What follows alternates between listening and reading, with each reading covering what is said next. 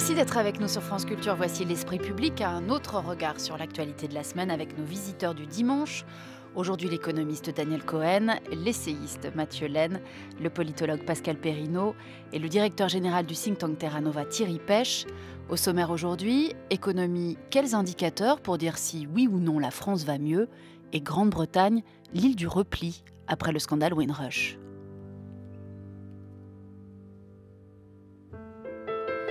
Il y a des semaines comme ça où l'on a du mal à prendre la température, des semaines où les indicateurs économiques nous plongent dans un profond désarroi. Ainsi, ces derniers jours, il y a eu l'INSEE nous annonçant un coup de mou de la croissance, un net ralentissement passant de 0,7 à 0,3 pour les 3 premiers mois de 2018. Une semaine où l'on nous annonçait aussi la sortie de la France de la procédure de déficit excessif, une première depuis 2007. En clair, nous pouvions nous réjouir de 2 années consécutives de déficit public inférieur à 3% du PIB. Oui, mais le même jour, le magazine droitier Valeurs Actuelles faisait lui sa une sur une très angoissante grenade dégoupillée avec un titre comme toujours tout en nuances « Dette publique, la bombe à retardement ».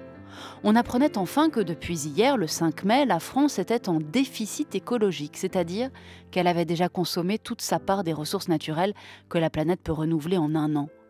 Bref, on se demandait quels critères prendre en compte pour connaître l'état réel du pays, emploi, consommation, investissement, déficit, dette, épargne, morale des ménages, morale des patrons, à quels chiffres s'accrocher pour répondre à la lancinante question « Allions-nous mieux, moins bien, pas si mal ou pas si pire ?» comme disent les Québécois. Tout va très bien, madame la marquise. Tout va très bien, tout va très bien. Une baisse jamais vue en valeur absolue depuis plus de 20 ans. Le nombre de demandeurs d'emploi a chuté très fortement en septembre. Il repasse sous la barre des 3,5 millions. Les premiers de cordée dans notre pays, ils ont déjà été bien servis. Ceux qui travaillent ont quand même le sentiment d'être les grands oubliés à raison de cette première année d'élection d'Emmanuel Macron. Une première depuis 10 ans. La France peut enfin afficher officiellement un déficit sous les 3% du PIB. C'est une étape indispensable pour que la France puisse sortir fin mai de la procédure de déficit excessif qui la vise depuis 2009. Faites-moi confiance, c'est qu'il y aura des moyens, mais mettre des moyens sans faire les choses qui, pour le moderniser, accompagner, transformer, avoir parfois du bon sens, c'est pas aider les gens. Parce qu'à la fin, les moyens, c'est vous qui les payez aussi, vous savez. Il n'y a pas d'argent magique. Mais à part ça, madame la marquise. Bonjour Mathieu Laine. Bonjour. Cette semaine dans l'Express, Xavier Bertrand répond clairement à cette question qui nous angoisse tous cette semaine. Est-ce que les Français vont mieux aujourd'hui qu'il y a 1 an? Alors réponse qui claque du président de région. Ceux qui, avec un gros portefeuille boursier, payaient l'ISF, oui, ils vont mieux, nous dit Bertrand. Ceux qui ont retrouvé un emploi grâce à la reprise, oui aussi. Pour les autres, hélas, non, dit-il. Je vois 1 an après l'élection peu de résultats concrets qui améliorent la vie quotidienne des Français. Vous lui répondez quoi? Il y a quelque chose de tragique à droite. Cette perte du pouvoir qui devait être le leur et les rend, disons, irrationnels dans leurs commentaires. Je vois bien qu'il y a une quête de clientèle électorale potentielle dans ceux à qui on a demandé un effort supplémentaire. Mais il faut quand même avoir un peu de recul. Et le recul, il peut se faire à différents niveaux. Le grand recul, si je puis dire, c'est que le monde va mieux et tout ça a été démontré. Si vous prenez l'hélicoptère, le monde va mieux. C'est Progress de Norberg qui le décrit par exemple, entre autres. La pauvreté a reculé d'1 milliard de personnes depuis 1990. Le monde va mieux. Il y a un progrès véritable dans la sortie d'un grand nombre de personnes de la pauvreté, dans l'amélioration de la santé dans le monde, y compris sur les défis écologiques et environnementaux. Il y a un vrai mouvement du progrès. Regardons maintenant la France pour aller vite. La France, d'abord, on ne sauve pas la France en 1 an. On ne mesure pas les conséquences premières d'un certain nombre de mesures en 1 an. Je vous rappelle d'ailleurs que les mesures n'ont pas été prises le premier jour de l'arrivée d'Emmanuel Macron au pouvoir. La mesure, évidemment, est toujours utile et intéressante et sera commentée ici. Mais ce qui me paraît important, c'est l'effet signal. En économie, Daniel Cohen nous le confirmera sans doute, mais en économie, il y a un effet important qui est l'effet signal. Et les signaux qui ont été adressés, à mon sens, par le président de la République sont de bons signaux. Et des signaux qui viennent dire que la France est de retour. Moi qui vis à l'étranger, nous qui voyageons tous les uns les autres, nous percevons percevons cela, par exemple. Ce n'est pas une mesure chiffrée, mais c'est une mesure émotionnelle et sincère et rationnelle, véritable. Les signaux qui ont été envoyés à la fois dans l'idée qu'effectivement, on va arrêter d'hyper-matraquer fiscalement un certain nombre de gens qui produisent de la richesse, qui produisent de l'emploi, qu'on va essayer d'attirer dans notre pays plus de créateurs d'entreprises, que l'on va essayer effectivement de cesser de considérer que embaucher est un risque et donc on va faciliter ou inciter à l'embauche en réformant le droit du travail. L'idée qu'on va pouvoir, par ailleurs, sur le moyen long terme, sortir un certain nombre de gens d'un destin tragique en réinventant par Blanquer et d'autres l'école et la formation. Tout ça, ce sont des signaux forts et au-delà des signaux d'ailleurs des mesures véritables qui peuvent avoir un impact positif sur le pays. Que la jalousie politicienne s'installe, je la comprends. Que le débat démocratique soit là, évidemment, il le faut.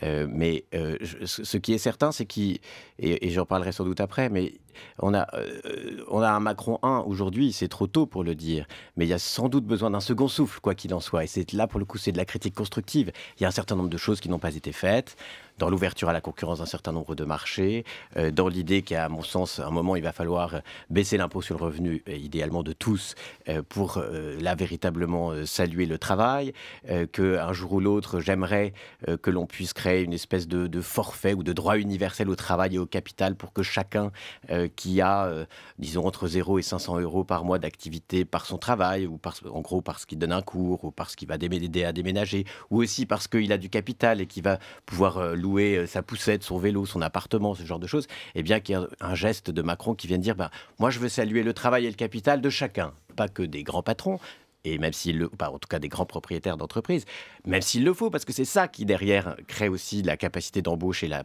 capacité pour chacun de trouver la possibilité de s'en sortir, mais que ce soit aussi pour chacun, ça c'est vrai.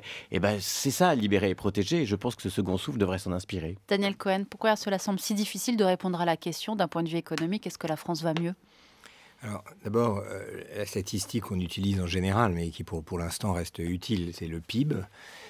Donc la croissance économique au sens le plus simple, et il n'y a pas de doute possible qu'on enregistre depuis 1 an et quelques un renversement de tendance.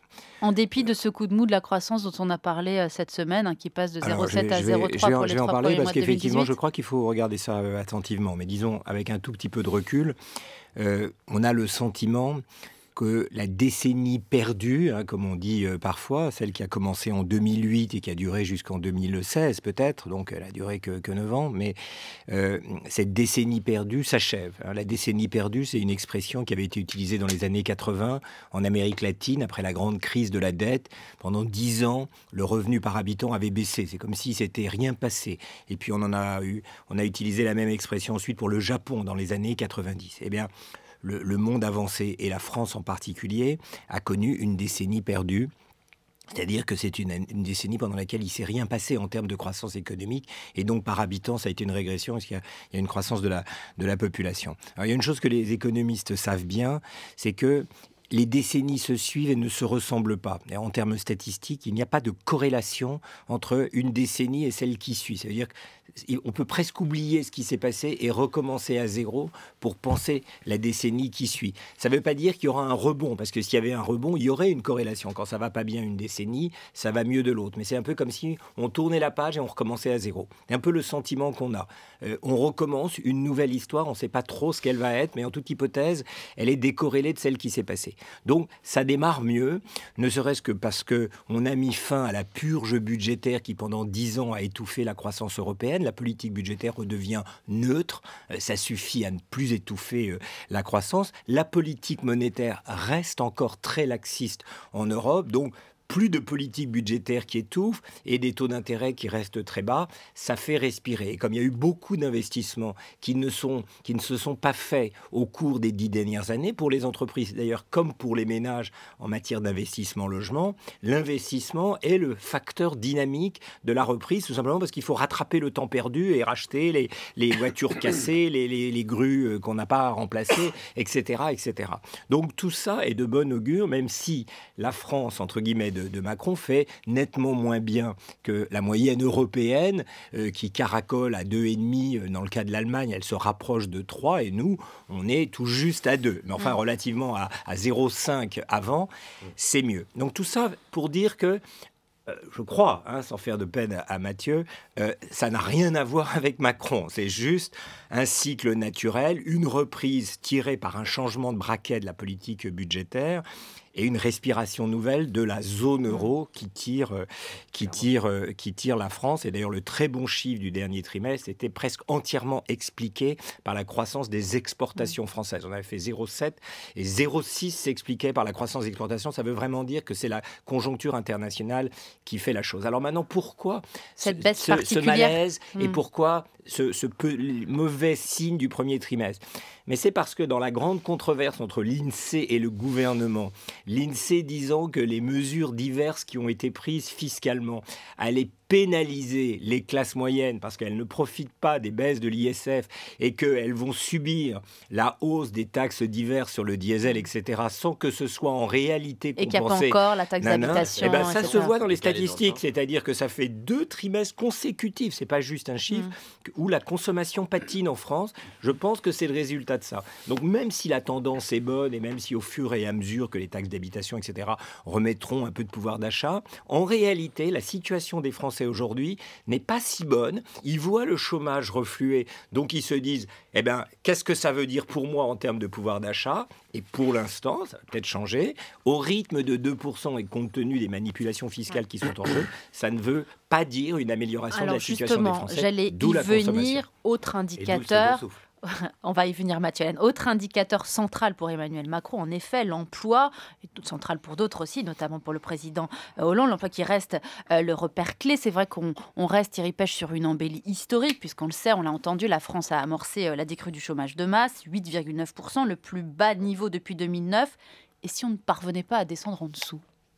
Alors, effectivement, les projections dont on dispose aujourd'hui laissent penser que sur le premier semestre 2018, le chômage va être relativement stable, un tout petit peu en dessous de 9% hors Mayotte. Bon.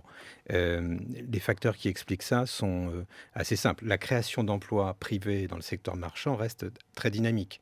Et elle reste sur la lancée qui a été la sienne, c'est-à-dire celle de 2017, qui aura été une très belle année à tout point de vue, pour les raisons que vient de dire Daniel, mais aussi sur le front de l'emploi. Mais il y a 2 autres facteurs qui viennent paralyser le taux de chômage à un niveau qui est quand même assez élevé, paralysé pour un semestre. J'espère qu'ensuite il continuera sa décrue.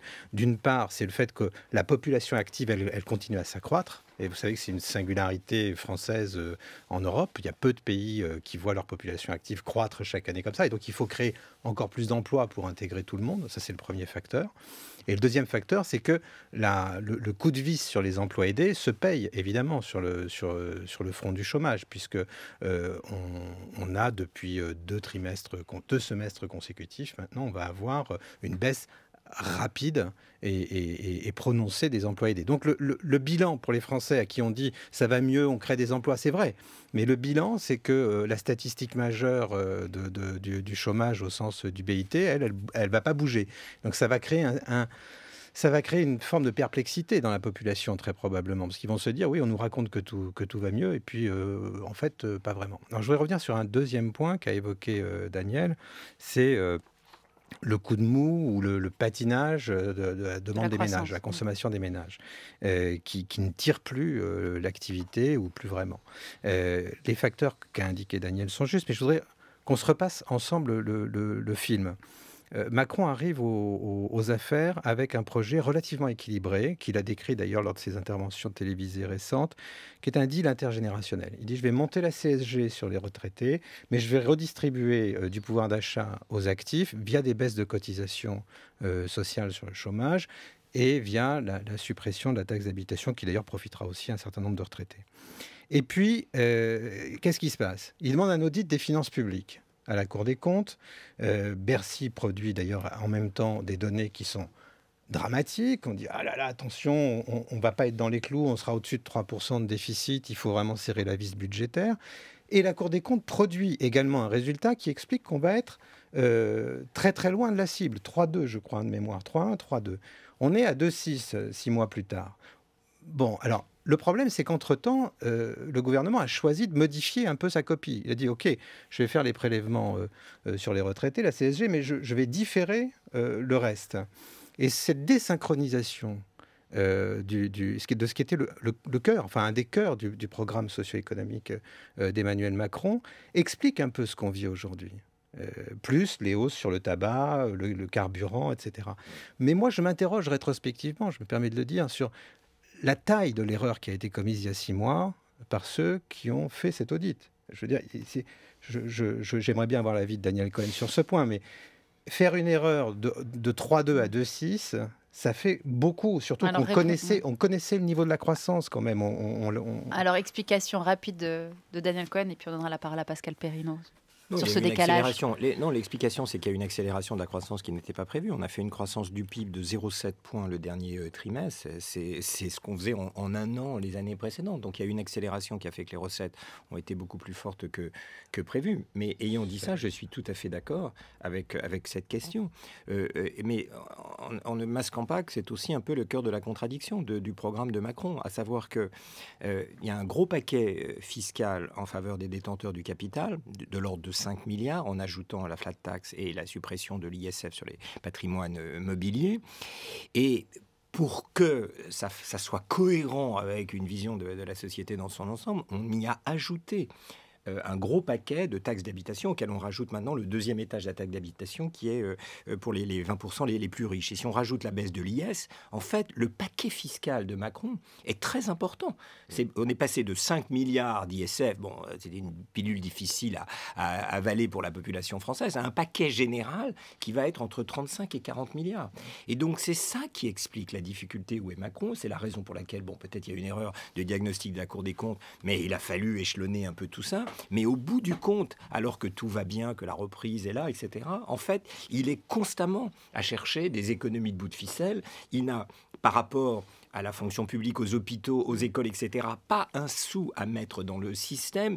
Le rapport Viliani dit qu'il faut une intelligence artificielle en France, commencer par augmenter les salaires des chercheurs. Il n'en est pas question. On fait une réforme des universités. Il n'est pas question de même mettre un centime pour aider les universités à mettre en place ce nouveau régime. En fait, c'est un gouvernement qui se retrouve les poches vides alors que la croissance reprend. Et je crois que ça fait partie, au-delà de l'épisode conjoncturel et du décalage dans le temps, de ce qui va être la difficulté de l'exercice pour les 4 prochaines années par rapport aux hôpitaux, par rapport aux écoles, etc. Alors justement, j'allais y venir pour faire réagir à la fois Pascal Perrineau et Mathieu Laine. Xavier Bertrand, toujours lui et encore lui, parle cette semaine dans l'Express de tentation thatchérienne d'Emmanuel Macron pour poursuivre dans le sens qu'indiquait à l'instant Daniel Cohen. Pascal Perrineau et puis Mathieu Laine.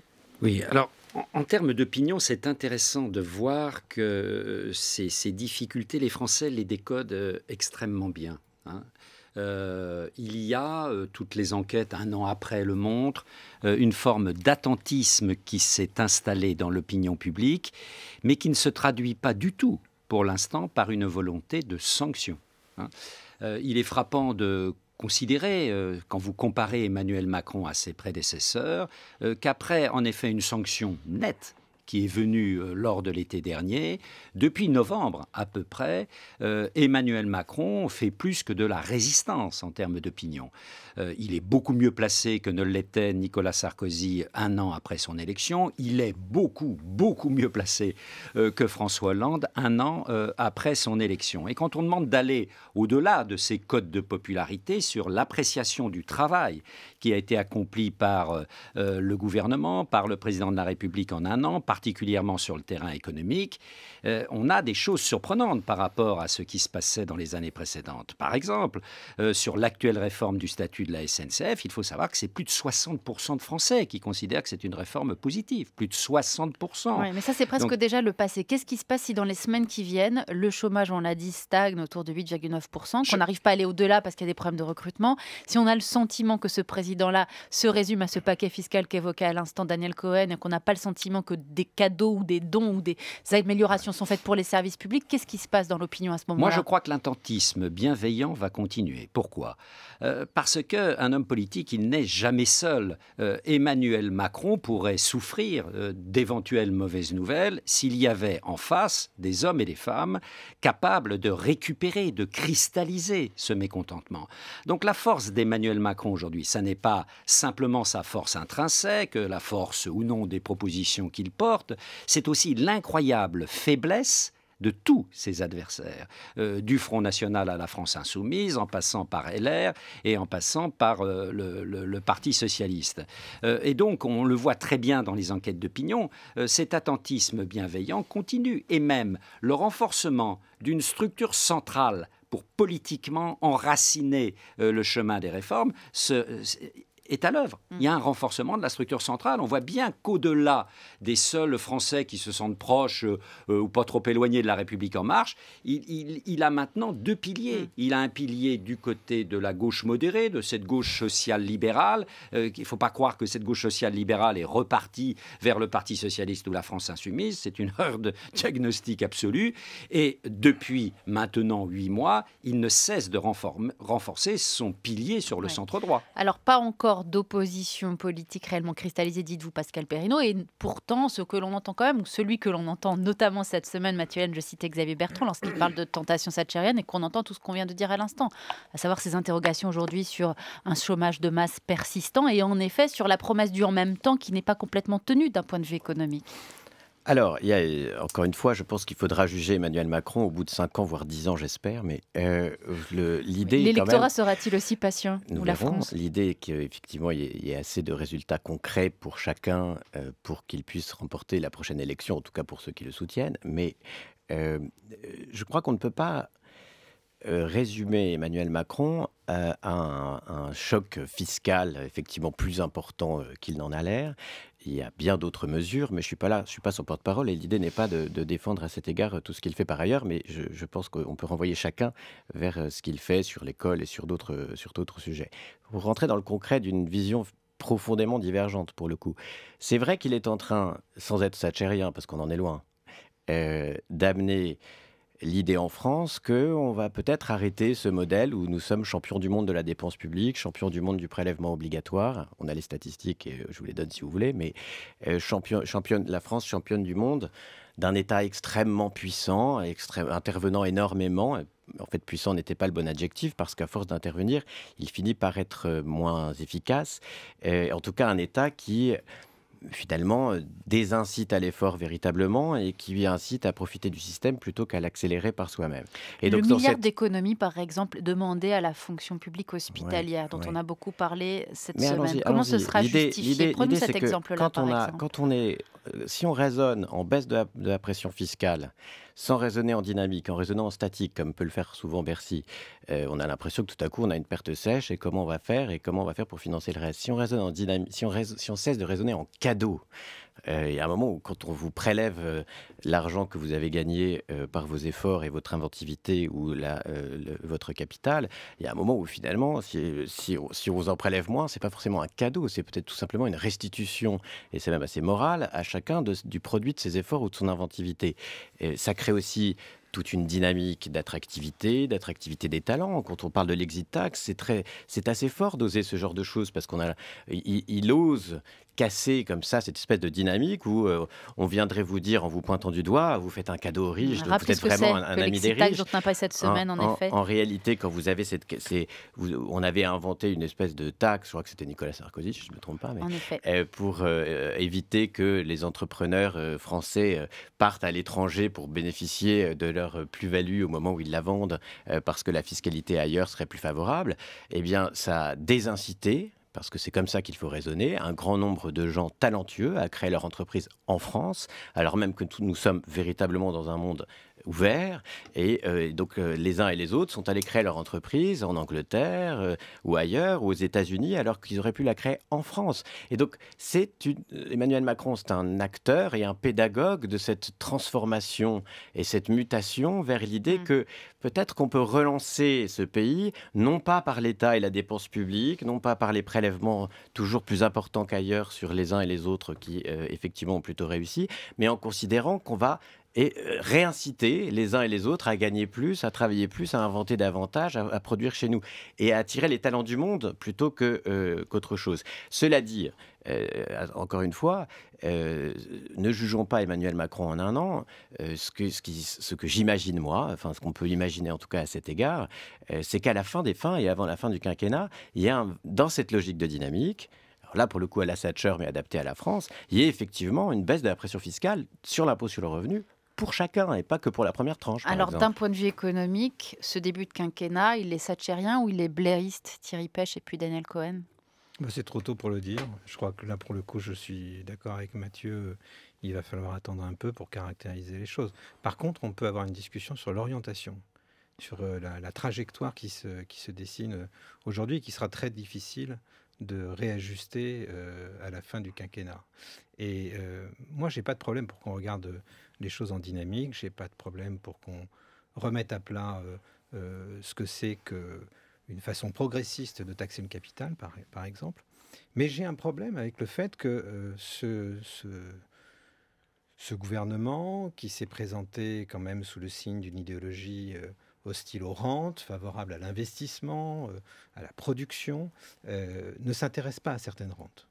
Je suis d'accord. Non, mais attendez, mais je vais aller au bout. Ouais. OK, on transforme l'ISF en IFI pour ne pas taxer le capital qui est investi. Et on taxe l'immobilier, pourquoi pas. Mais dans le même temps, on ne fait rien sur l'héritage, par exemple. On est dans des sociétés vieillissantes où le patrimoine se stocke entre les mains de gens qui aujourd'hui ont entre 55 et 85 ans et demain auront entre 65 et 85 ans. Bon, c'est ça qui se passe concrètement. Du fait des dynamiques démographiques, du fait d'une fiscalité de la succession qui est très faible, trop faible à mon sens. Bon, eh bien là, il y a de la rente. Vous voulez lutter contre les rentes? La première, elle est là. Et là, on ne fait rien, on ne propose rien, on vit très bien avec tout ça.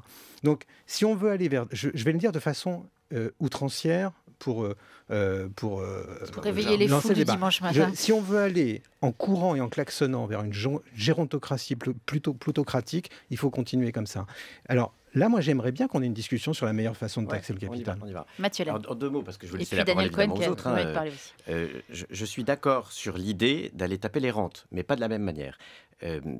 La première branche du sujet, c'est de se dire qu'il y a un certain nombre de rentes qui aujourd'hui sont protégées par des droits qui permettent, dans un certain nombre de professions réglementées, à des gens de la nouvelle génération, par exemple, de s'installer, poser leur plaque et se déployer. C'était très macronien à la suite des autocars. Ça devrait venir. Si ça ne vient pas, je ne comprends pas. Il y a pour moi le plus gros plan social du début du quinquennat dont personne ne parle, c'est la loi Grand-Guillaume. C'est une loi qui a interdit, pour la faire courte, les chauffeurs Uber et VTC. En gros, c'est une organisation de la rente ancienne. Un certain nombre, donc, des grandes entreprises de taxi se sont organisées pour discuter avec le pouvoir, avant Macron, et pour dire on va créer un examen à l'entrée et on va perdre comme ça tous ces gens qui en fait nous prennent du boulot, qui sont plutôt des gens du 9-3 et qui par leur grâce avec ça, uniquement Mathieu, non mais c'est la rente. Non, c'est la rente et je viens sur le deuxième sujet, mais c'est la rente. Alors si c'est la rente, faut être cohérent. Et la rente, c'est aussi ce sujet-là parce que s'il le fait pas, en gros c'était des gens qui avaient un permis de conduire, qui pouvaient bosser à cet égard-là, et aujourd'hui on leur demande de calculer combien ils vont devoir échelonner leurs gains pour rembourser leur voiture en 5 ans. Et donc il y a plein de gens qui sont capés à l'entrée sur ce marché par l'orchestration de la rente d'une barrière à l'entrée complètement infondée. Il faut ouvrir tous ces marchés à la concurrence. Ça, c'est aussi lutter contre la rente. Oui, sur la gérontocratie potentielle, pour le coup, il y a deux visions.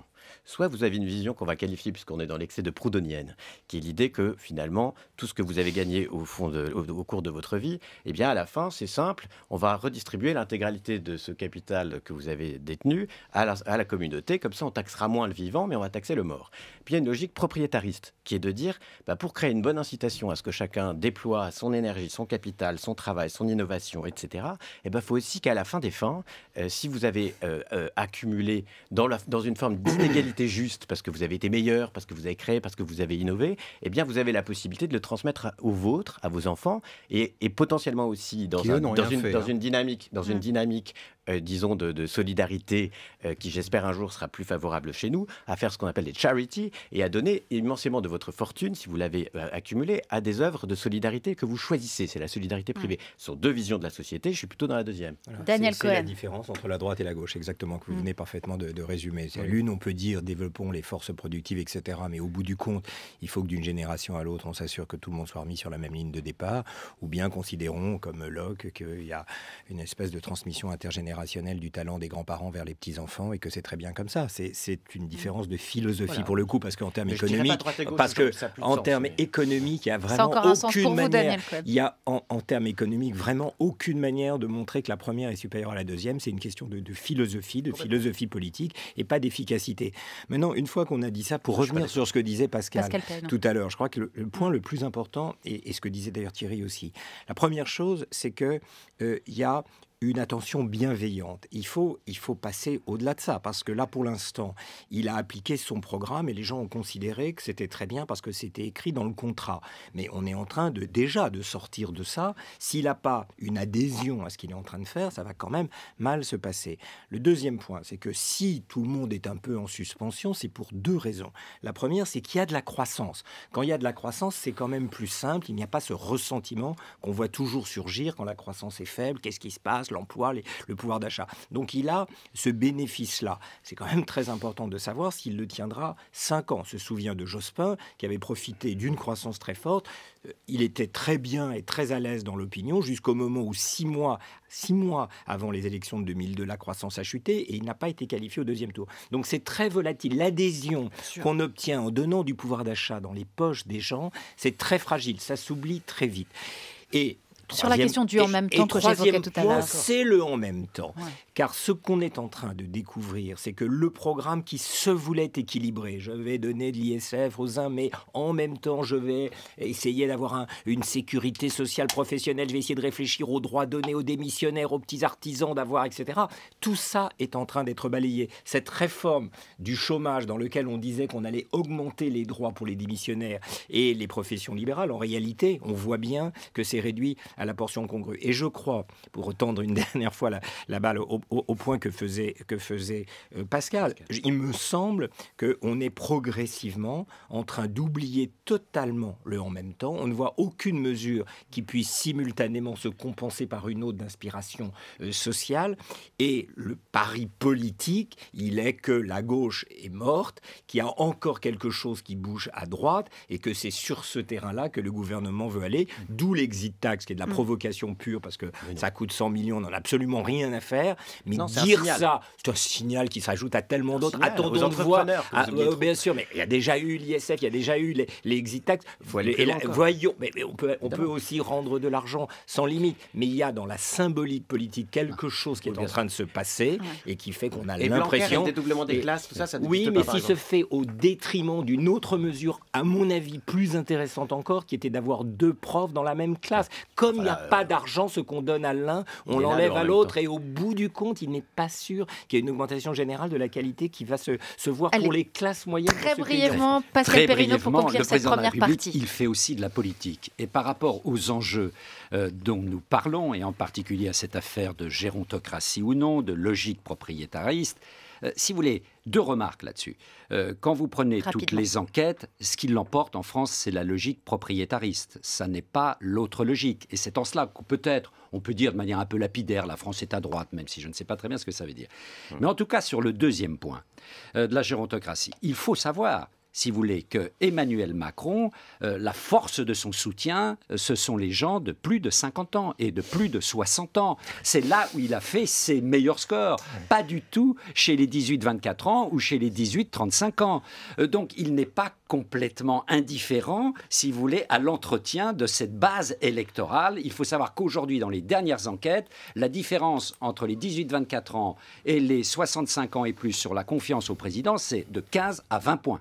Allez, on connaît tous la phrase de Talleyrand. Alors très rapidement, Thierry Pêche, allez-y. La force politique de l'électorat d'Emmanuel Macron, elle est sans doute au-delà des 60 ans, mais la force de son discours, elle était dans la jeunesse et dans les actifs. Et il y a là quand même quelque chose qu'il faudrait analyser. Vous reviendrez, ne vous inquiétez pas. Alors, je citais la phrase de Talleyrand parce que je me disais peut-être elle allait vous réconforter. Quand je me regarde, je me désole. Quand je me comporte, je me console. Allons donc maintenant, messieurs, portez vos regards avertis outre-Manche où l'île de Sa Majesté rencontre quelques difficultés. France Culture, l'esprit public, Émilie Aubry.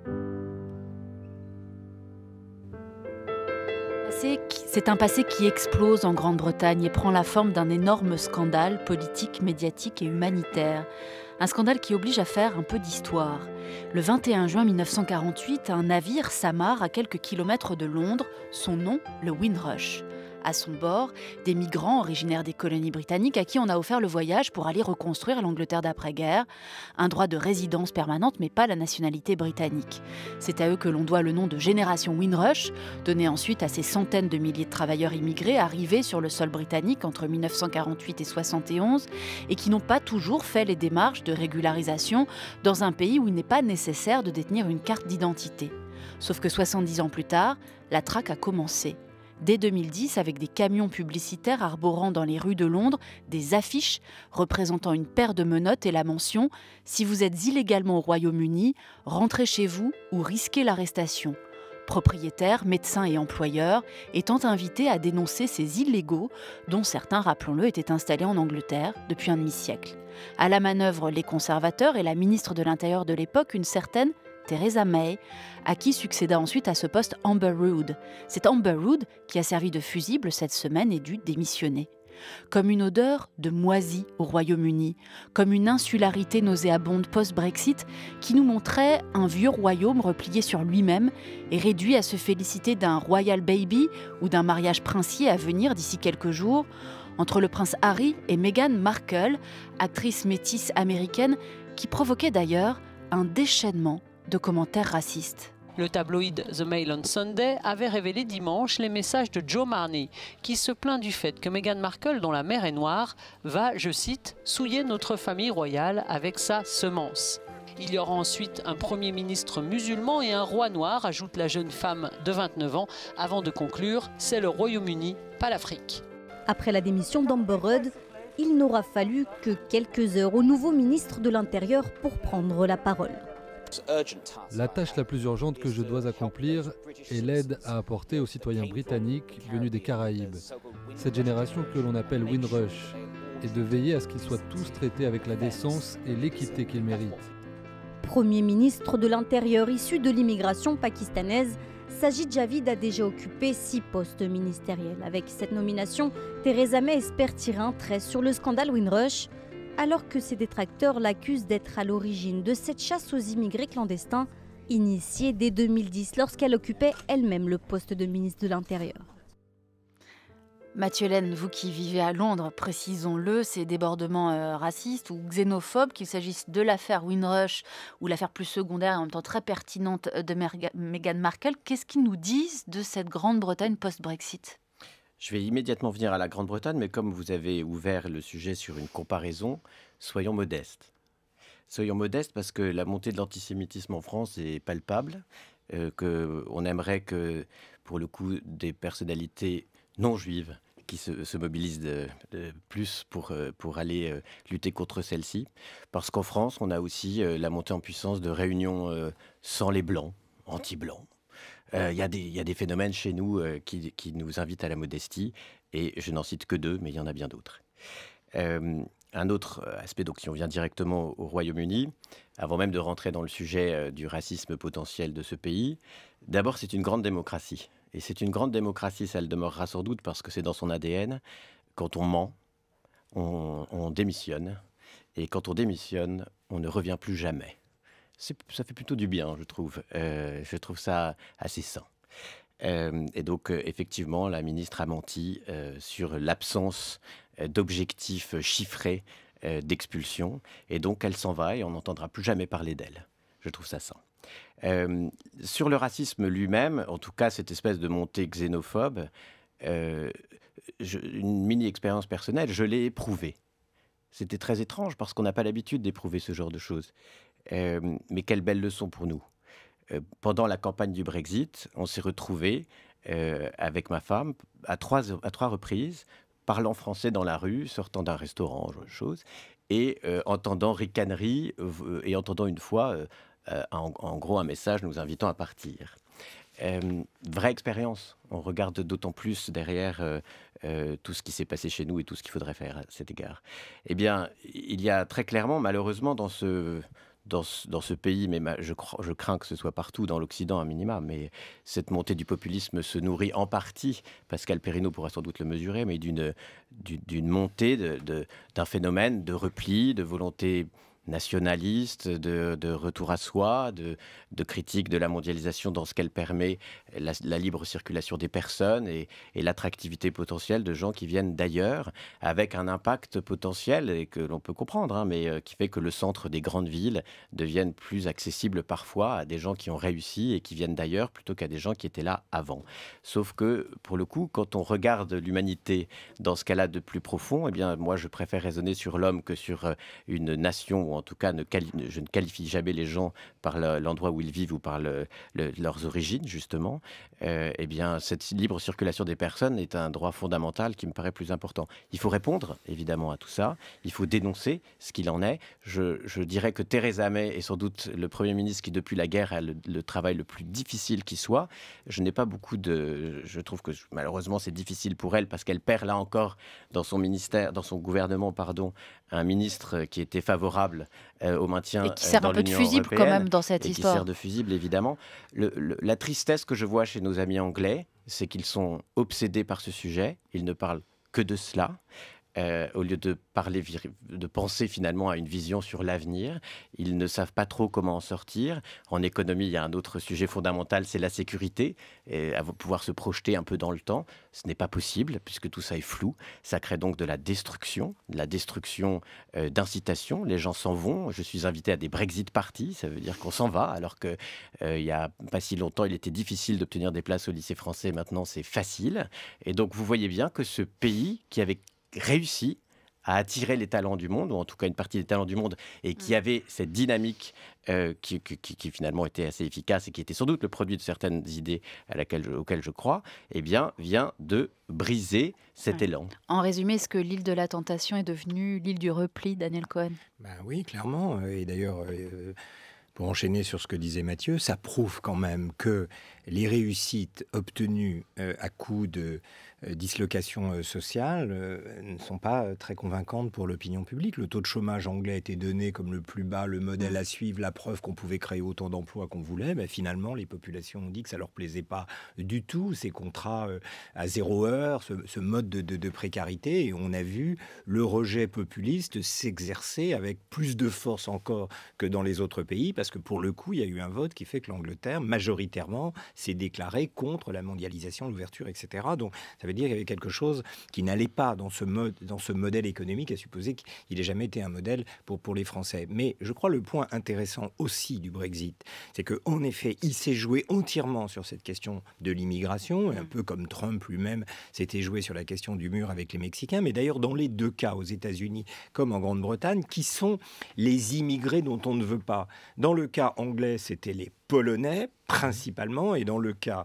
américain, c'était les Mexicains. En France, quand on parle de l'immigration, c'est toujours pour parler de l'islam. C'est toujours pour dire que si ça ne va pas, c'est parce que dans le Coran, blablabli, blablabla. En fait, on voit bien que c'est beaucoup plus général que ça, qu'il y a un certain nombre de populations qui sont dans une situation presque de suicide moral, et j'utilise le suicide parce que l'analyse de Durkheim du suicide ressemble beaucoup au terme dans lequel je crois il faut prendre cette situation, c'est-à-dire une désocialisation, une perte de contact avec les autres qui font que l'image de l'autre devient une menace menace. Et on a étudié avec le Cevipof, que Pascal connaît bien, on a étudié très précisément, dans une grande enquête de 15 000 personnes, avec le CEPREMAP et avec Sciences Po, on a regardé ce que disent les électeurs de Le Pen, non pas simplement de la question de l'immigration, etc., mais beaucoup plus généralement.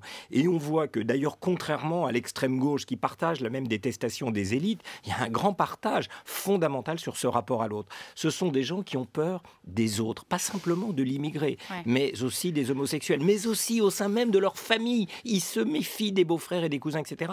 C'est-à-dire exactement ce que disait Durkheim. Je suis désocialisé, je n'ai plus d'emprise dans la société, donc tout devient une menace. C'est exactement ce que subit le Brexit, et je crois pour cette dissociation sociale. Quand même la Grande-Bretagne, même si Mathieu Hélène nous incitait à rester modeste tout à l'heure dans cette comparaison entre la montée de la xénophobie en France et en Grande-Bretagne, c'est vrai qu'il y a quand même en Angleterre ce qu'on appelle l'Englishness, c'est-à-dire l'anglicité, c'est-à-dire aussi ce culte de la différence.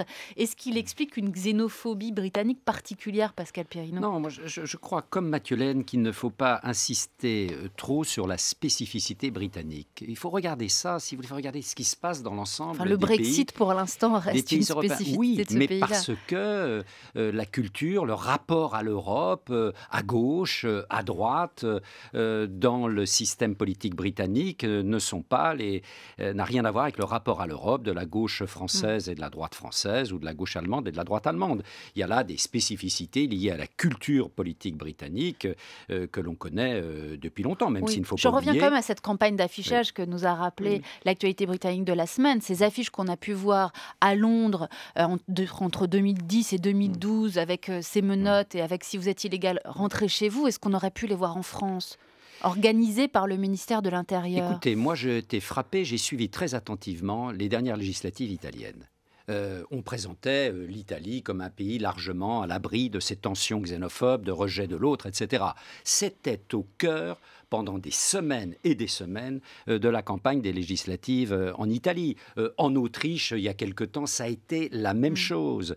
Et en France, tout de même, souvenons-nous des thématiques qui ont été celles de Marine Le Pen, qui a rassemblé tout de même presque 11 millions d'électeurs. Là, c'est organisé par l'État. Voilà. Alors, c'est différent.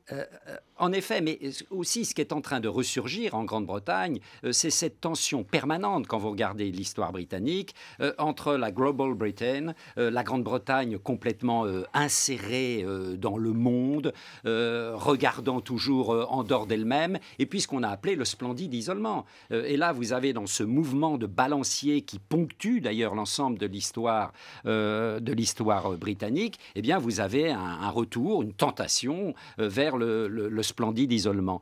Mais je crois que les forces qui sont à l'œuvre en Grande-Bretagne, on les rencontre à peu près de la même manière dans bien d'autres démocraties européennes, et ça n'est peut-être que le début. Mathieu Hélène. À un point tel, en rebond de ce que vous dites, que je ne ferai pas comme Daniel un lien de causalité aussi direct entre la politique libérale supposée excessive à ses yeux et le Brexit. Pour le coup, c'est important de le dire parce que c'est partout dans le monde, et Obama a donné Trump. Enfin bon, on voit bien, si on rentrait dans le détail, que des politiques différentes ont nourri le même type de phénomène. Et d'ailleurs, si je vais un peu plus dans le raffinement de la tentative de compréhension de l'Angleterre, il y a dans le vote pro-Brexit toute une partie de l'élite, à la fois l'élite poche qui souhaitait vraiment depuis sa campagne rester chez elle et qu'on arrête de venir chez elle, et puis aussi une élite d'ailleurs libérale d'ailleurs musclée si je puis dire, qui était anti-technocratique, anti-Europe au sens où c'est un super État qui va nous embêter chez nous, et vous aviez un cumul comme ça de colère ou d'angoisse avec des gens qui en fait pensent absolument radicalement des choses radicalement opposées. C'est toujours le problème des référendums, c'est que vous faites l'alliance de gens qui répondent pas toujours à la même question. Mais bon, ça pour le coup, je crois qu'il y a des leçons à en tirer, et ce que je perçois, parce que quand on est là-bas, évidemment, je peux vous dire qu'il y a une espèce de fantasme. C'est pour ça qu'il faut critiquer, mais il faut peut-être profiter aussi. Ils ont tous le fantasme d'un Macron anglais, je peux vous dire.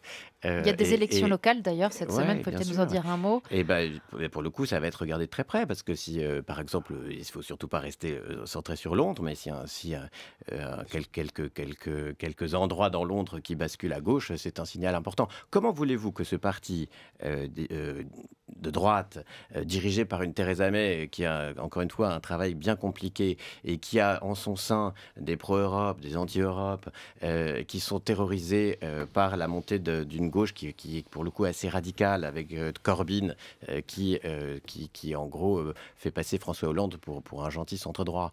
Vous avez comme ça une dynamique qui n'a rien à voir avec ce qu'aurait pu être par exemple un Miliband qui à l'époque, il n'y a pas si longtemps, était... Je vais la faire courte, mais en gros, aurait pu être une espèce de Macron à l'anglaise, et puis finalement, ne l'a pas emporté. Aujourd'hui, si on prend un peu de recul, sans doute grâce au hasard, à la chance, à un talent, à une rencontre sans doute, ou à un phénomène d'âge, Emmanuel Macron incarne une forme, à l'étranger en tout cas, incarne une forme de solution à cette tentation populiste. C'est la capacité d'unir des gens qui viennent de la gauche, du centre, de la droite, ou même qui ne votaient plus vraiment, à se dire quelles sont nos valeurs communes, même si on a quelques divergences. On est plutôt pour l'Europe, on est plutôt pour le libre-échange, on est plutôt aussi pour une forme de politique sociale pour ceux qui en ont véritablement besoin. Et unissons-nous malgré le déterminisme du passé des partis du bipartisme. Alors Thierry Pech, je voulais réagir, non pas tant sur le fait que la Grande-Bretagne rêve de Macron, mais sur ce qu'on disait tout à l'heure. Je crois qu'on se raconte des histoires. Voilà, Non, par ailleurs, vous pouvez répondre sur une spécificité Alors, xénophobe de la Grande-Bretagne. À Londres, à Singapour sur Tamise, comme disait en plaisantant un géographe récemment, il y a certainement des gens qui rêvent à Macron. Mais la géographie du vote pour le Brexit, c'est justement l'opposition de cette espèce d'énorme métropole qui a drainé à elle une très grande partie des réussites britanniques, et puis le reste qui a voté pour sortir de l'Europe. Et donc je rejoins pleinement Daniel quand il dit il y a quand même là l'effet d'un certain nombre de politiques qui ont tout misé sur, par exemple, le développement de la City, faire de Londres une capitale financière. Pour Londres, ça a été très bien. À Londres, merci, tout va bien. Et c'est ça le Royaume-Uni que nous aimons regarder. Mais le reste du Royaume-Uni, a exprimé dans le vote pour le Brexit, et à mon grand regret, a exprimé à l'occasion du vote pour le Brexit un peu la revanche de ceux qui n'étaient pas passés au guichet, quoi, et qui n'en ont pas eu pour leur argent, pardon. Non, je voudrais finir, Mathieu. On parlait d'ailleurs des années frimes de Tony Blair, qui serait un des facteurs d'explication de ce Brexit. Donc voilà, je crois que ce qu'est en train de vivre la Grande-Bretagne, effectivement pas spécifique à la Grande-Bretagne, vous l'avez tous dit, vous avez raison, on aurait pu ajouter à la liste ce qui commence à se passer en Allemagne, donc naturellement. Mais il y a une déclinaison locale du problème qui, elle, est très spécifique. Parce que pendant la campagne sur le Brexit, effectivement, l'immigration a été l'objet central. Mais c'était l'immigration associée à l'Europe. Là, on a franchi une autre frontière avec la génération Windrush. On pensait que l'immigration du Commonwealth serait tenue en dehors de cette espèce de détestation de l'autre. Eh bien non. En fait, on a affaire à un développement du racisme ordinaire, général, bête, simple, grossier. Bon, et c'est ça qui menace. Alors, ça vient s'ajouter à beaucoup d'autres choses. Moi, j'avais dit à ce même micro, il y a maintenant bien longtemps, que le Brexit, ce serait pire que Suez pour l'influence britannique dans le monde. Eh ben, je pense que ça se confirme de mois en mois. Là, maintenant, il commence à avoir, et là, Mathieu l'a dit, il avait raison, je crois, il commence à avoir les conséquences économiques du Brexit. Des tensions sur la consommation des ménages, parce que ça importe de l'inflation, parce que, enfin, toute cette mécanique, la paralysie des investissements, parce qu'on ne sait pas de quoi demain sera fait. Le fait que le Royaume-Uni est incapable de prendre des positions sur le théâtre géopolitique contemporain, le fait que dans son face-à-face avec la Russie, franchement, ça ne se passe pas très bien. Bon, cette difficulté à trouver de nouveaux partenaires pour la Grande-Bretagne, la Chine, les États-Unis. Gentiment, petit à petit, le Royaume-Uni dans cette espèce de catastrophe. Alors très rapidement, Mathieu Laine et puis Pascal Ferry. Vous démontrez par vous-même, en évoquant les conséquences économiques cataclysmiques potentielles du Brexit, que le lien de causalité que je dénonçais ne va pas. Parce que précisément aujourd'hui, on voit bien que l'économie anglaise va être moins inspirée par ces idées et que malheureusement, la situation va s'aggraver et s'empirer. Le phénomène Brexit qui est intéressant aussi, c'est qui a voté pour ça? Pas les jeunes, les vieux. les vieux. Et donc, il y a une espèce de conservatisme. C'est pas si simple quand on regarde les chiffres électoraux. En tout cas, ça a bien contribué à ça.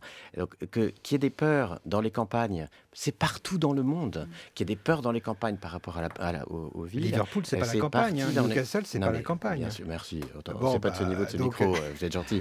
On partage quand même un tout petit peu de valeur pour savoir qu'on connaît les choses. On n'est pas à bas niveau si on est à l'esprit public. Bon, par ailleurs, là, c'est un point d'accord, c'est que la montée en puissance du racisme, elle s'est traduite par exemple par des déclarations totalement hallucinantes de dirigeants polonais qui eux-mêmes ont tenu des propos fondamentalement racistes. Donc ça, c'est partout en Occident aujourd'hui. Pascal Perrineau et Daniel Cohen. Oui, moi je crois, si vous voulez, que ce que l'on qualifie de racisme, et bien sûr qu'il y a du racisme, dépasse très nettement ce champ du rejet de l'autre et du racisme qui en Europe, en effet, n'a jamais été, en dépit des horreurs de la Seconde Guerre mondiale, complètement expurgé et ne sera jamais expurgé. Mais en revanche, ce qui se met en place, ce sont de nouveaux types de clivages dans toutes nos sociétés. C'est la fin des vieux clivages que nous connaissions, des vieux clivages partisans, des vieux clivages idéologiques entre la gauche et la droite. Et c'est, et on le voit tout de même depuis 25 ans, l'émergence d'un nouveau type de clivage qui casse les partis, on le voit bien dans le système britannique, on le voit bien dans le système français, qui casse les allégeances à la droite et à la gauche, qui est le clivage entre ce qu'on pourrait appeler ceux qui considèrent qu'il y a plus de vertus que de défauts à la société ouverte, que cette ouverture soit une ouverture économique, une ouverture politique avec la construction de l'Europe, ou, pour les gens, ce qui est très important, l'ouverture de tous les jours, l'ouverture socio-culturelle, le fait que nous vivons dans des sociétés de plus en plus cosmopolites. Et puis, de l'autre côté, toute une série de milieux sociaux, culturels, qui considèrent en effet que l'avenir, ça n'est pas du tout cette société ouverte, mais ce sont des sociétés du recentrage national. Et là, on voit que les pays se divisent à peu près partout en deux. C'est pas les élites ou les centres-villes contre le reste, ça se divise en deux. Le Brexit, c'était 51,8, je crois. Voilà. Bon, ce qui veut dire tout de même qu'il y avait en face presque 49% de Britanniques qui étaient pour le maintien. Et en France, c'était en 2005, sur le traité constitutionnel européen, 55-45. Donc on voit bien que ça casse les pays. Et pourquoi ça se focalise sur l'immigration ? C'est parce que la figure de l'immigré, eh bien, c'est l'image de l'homme mobile, de l'homme qui ne connaît pas les frontières ou qui cherche même à aller, en effet, même dans l'illégalité, à passer au travers des frontières. Et il y a là un symbole, j'allais dire, de ce clivage extrêmement fort et qui devient de plus en plus opératoire dans toutes nos échéances électorales. Et on le verra dans quelques mois pour les européennes de 2019. Le mot de la fin, Daniel Cohen. Oui, mais quand même, bon, on est tous d'accord pour dire qu'il est en train de se passer partout une transformation des termes de l'affrontement politique qui font que société ouverte, société fermée l'emporte un peu sur droite-gauche et redistribution. En tout cas, il y a presque 4 quarts en quelque sorte, la droite classique, la gauche classique et puis société ouverte, société fermée. Ce qui fait, par parenthèse, et un petit quand même clin d'œil, que Macron est très admiré. C'était un éditorialiste du Financial Times qui disait ça partout quand il fait des beaux discours au Parlement européen ou au Congrès, mais en fait, il n'a aucun allié dans cette bataille pour la société ouverte et partout où il va, que ce soit d'ailleurs en Allemagne, en Italie ou ailleurs, il a exactement des forces inverses. Mais il faut quand même s'interroger sur les causes de cette transformation. Qu'est-ce qui s'est passé au cours des 30 dernières années qui fait qu'aujourd'hui, c'est soit ça la question ? Je suis désolé, Mathieu, mais on ne peut pas considérer que c'est indépendant de la transformation du monde économique, du monde industriel, qui fait qu'aujourd'hui, les forces d'intégration qui faisaient que dans les années 50 et 60, on avait le sentiment, ouvrier ou patron, qu'on était dans le même monde social, on l'a perdu aujourd'hui, donc on se sent fragile socialement et donc il y a un rejet de l'autre. J'insiste, encore une fois, c'est les Polonais en Angleterre, c'est chez nous l'image de l'islam qui prend cette place, ça n'a rien à voir avec les caractéristiques propres de ces immigrés et tout à voir avec notre société elle-même. Merci Daniel Cohen, Thierry Pêche, Mathieu Lannet, Pascal Perrineau d'avoir été nos visiteurs du dimanche. Pas de livre cette semaine, on a été trop bavards. La semaine prochaine est sur notre site internet. Merci à Marine Beccarelli qui a préparé avec moi cette émission, à Luc Jean Reynaud qui l'a réalisée, à la technique aujourd'hui, Pierre Monteil et Jean-Michel Després. Tout de suite et comme chaque semaine, c'est l'heure de retrouver Alain Krugère pour un déjeuner du dimanche qui fleure bon l'huile d'olive des Alpilles et de la Provence. Passez un bon dimanche, à la semaine prochaine.